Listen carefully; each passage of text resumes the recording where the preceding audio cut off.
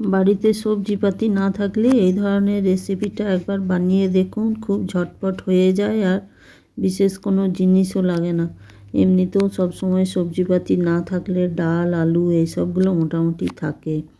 চলুন দেখে নিই আমরা কিভাবে আমি বানাচ্ছি। কেসি ব্লগ অ্যান্ড কিচেনে সবাইকে স্বাগত। দেখুন আমি 4টে আলু নিয়েছি, 4টে আলু নিয়ে মাঝে মাঝে ছিলে নিয়েছি পুরো, নিয়ে মাঝে মাঝে আমি ওগুলোকে কেটে নিলাম। কেটে ভেতরে যে অংশটা আলুর সেগুলোকে বের করে নেব। একটা ছুরি বা চামচ যাই হোক, সেটা যেটাতে আপনাদের সুবিধা হবে সেইভাবেই আপনারা ওগুলোকে বের করে নেবেন। দেখুন আমি কিভাবে বার করছি, একদম ঠিক বাটির মতো ওই জিনিসটা হয়ে যাবে, ভেতরটা ফাঁকা হয়ে যাবে। তবে ওই যে আলুগুলো বেরোচ্ছে সেই আলুগুলো কিন্তু আমি আর ফেলবো না, এতেই আমি এগুলো কাজে লাগাবো, সেই জন্য আমি ওটা রেখে দিলাম। এইদিকে আমি একটুখানি মসুর ডাল ভিজিয়ে রেখেছিলাম 1 ঘন্টা, সেই মসুর ডালটা আমি এবারে পিষে নেব। দেখুন মসুর ডালটা আমি একটা মিক্সিং জারে দিলাম, তারপরে আমি একটু রসুন দিয়ে দিলাম,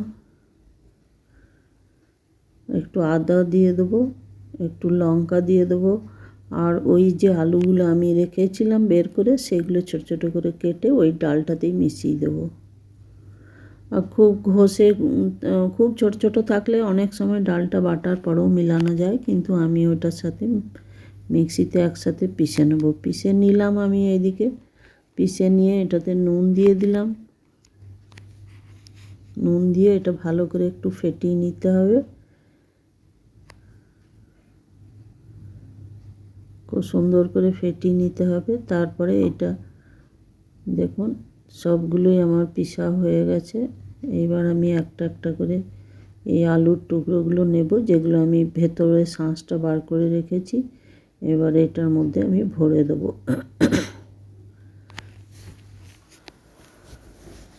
খুব চিপে চিপে একটু ভরে দেবো, না হলে আবার তেলে দেওয়ার সময়তে অনেক সময় বেরিয়েও যায়, সেই জন্য একটু খুব ভালো করে চিপে চিপে দিতে হবে। আর সব আলুগুলো নেই আমি এই বাটাটা আমি দিয়ে দেবো। আমার এইদিকে সব বাটাগুলো দেখুন আলুর মধ্যে মুসুরির বাটাটা দিয়ে রেডি করে রেখে নিলাম সবগুলো। এইদিকে আমি কড়াইয়ে একটু সাদা তেল দিয়ে একটা একটা করে এগুলো ভেজে নেব। সবগুলো আমি তেলের মধ্যে দিয়ে দেবো। দেখুন কিন্তু একসাথে বেশি দেওয়া যাবে না, 4টে 5টা করে করেই এগুলো ভেজে নিতে হবে। তারপরে এগুলো ঢাকা দিয়ে দিতে হবে, কেন কি আলু তো, এটা ঢাকা দিলে আলুটাও মোটামুটি সিদ্ধ হয়ে যাবে। এবার দেখুন আমি এগুলো আমার ঢাকাটা খুলে দেখলাম, ঢাকাটা খুলে দেখছি আমার নিচেগুলো হয়ে গেছে, নিচেটা।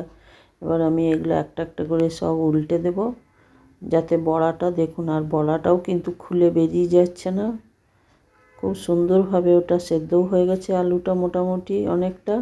আর দেখুন বড়াটার সাথে এটা চিটও ধরে গেছে, এটা কিন্তু ঝোলে দিলেও আর বেরোবে না।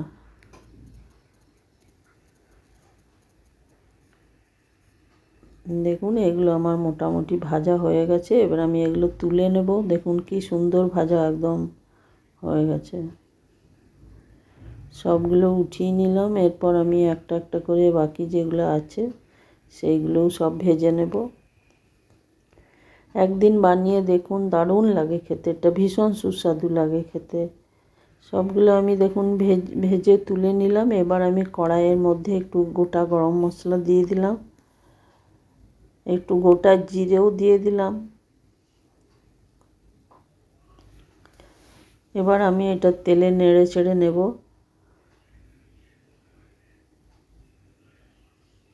তারপরে কিছুটা পেঁয়াজ আমি একটা ছোট ছোট দুটো বা বড় একটা যাই হোক যেমন দেবেন, নিয়ে ছোট ছোট করে পেঁয়াজগুলো কেটে আমি এটার মধ্যে ভেজে নিলাম, ভাজবো ভালো করে।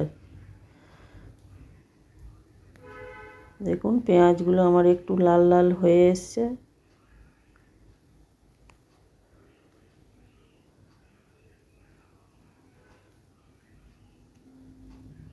এটা আপনারা পেঁয়াজ না দিয়ে নিরামিষও করতে পারেন, সেটাতে আদা জিরে মশলা এইটাই হবে, কিন্তু আমি যেহেতু আজকে বৃহস্পতিবার বা অন্য দিন নিরামিষ দিনে হলে আমি নিরামিষই করি, কিন্তু আজকে আমি এটা পেঁয়াজ দিয়ে করলাম। দেখুন পেঁয়াজটা আমার ভাজা ভাজা হয়ে গেছে। এবার আমি একটু আদা রসুন বাটা এটাতে দিয়ে দেবো। আদা রসুন আর দুটো কাঁচা লঙ্কা পিষে রেখেছিলাম আলাদাভাবে, সেগুলোও দিয়ে দিলাম আমি। ওটা দিয়ে একটু মশলাটা ভেজে নিতে হবে। মশলাটা ভেজে নেবার পর আমি দুটো ছোট ছোট টমেটোকে পেস্ট করে রেখেছিলাম, সেইটাও আমি দিয়ে দিলাম। দিয়ে দেওয়ার পরে এটাকে খুব ভালো করে ভেজে নিতে হবে,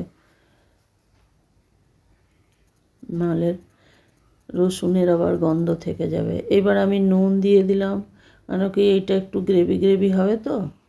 নুন দিয়ে দিলাম, হলুদও দিয়ে দিলাম, একটু কাশ্মীরি মির্চ গুঁড়ো দিয়ে দিলাম, একটু জিরে গুঁড়ো দিয়ে দিলাম।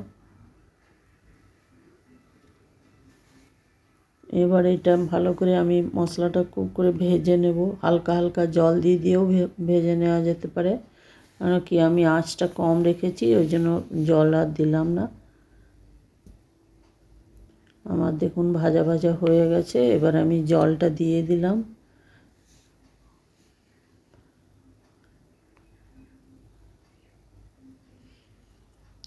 জলটা দেওয়ার পরে আমি এটাকে ঢাকা দিয়ে দেবো। ঢাকা দিয়ে এই মশলাটা একটু যখন ভালো করে ফুটে আসবে তখন ঢাকাটা খুললাম। দেখুন আমার মশলার জলটা ফুটে এসছে। এবার আমি ওই ভাজাগুলো, যেগুলো আমি আলুর সাথে ডাল বাটা দিয়ে ভেজে রেখেছি, সেগুলো আমি দিয়ে দেবো। এগুলো দিয়ে একটু কিছুক্ষণ, মানে আলু তো আমার সেদ্ধ প্রায় অনেকটাই হয়ে গেছে, 50%। এবার আমি ঝোলটাতে দিয়ে দিলাম। ঝোলটাতেও আমার কিছুটা সেদ্ধ হয়ে গেল। এবার আমি একটু গোটা গরম মশলা আর ধনে পাতা ছড়িয়ে দেবো। তাহলেই আমার আজকের এই রেসিপি রেডি।